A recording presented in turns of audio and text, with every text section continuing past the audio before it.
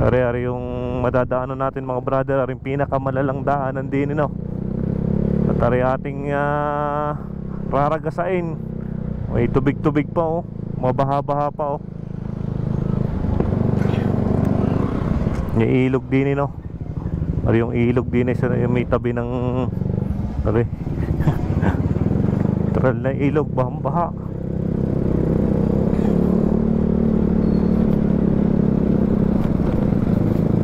So madadaanan ang mga trail. Para nasa trail, no?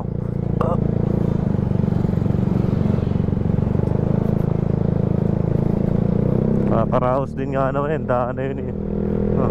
Pero sana naman mapagawa.